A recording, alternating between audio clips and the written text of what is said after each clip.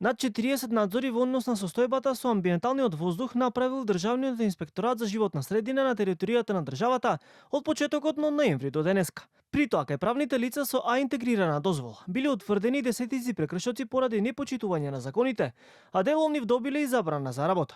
Директорката на инспекторатот Ивана Гиновска објасни дека станува збор за фабрики кои најголем дел од нив се во Скопје. Од 1.11.2025 па до денес, по основ на амбиентален воздух направени се 44 надзори, од кои издадени се 30 решенија и 3 забрани за работа. Додека за периодот од 1.11.2025 до период од 19.12.2025 вкупно во инспекторатот се направени 228 надзори и се издадени 63 решенија, ова е општо по сите закони за животна средина.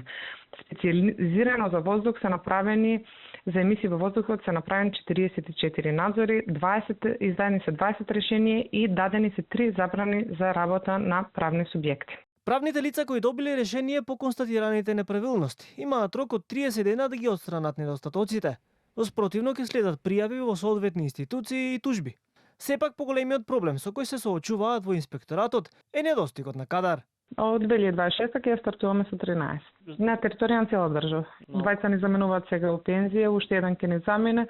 Немаме инспектори, немаме. И тие што се останати се по 60 години, очекуваме наредни години. Тие никој не пројавува интерес.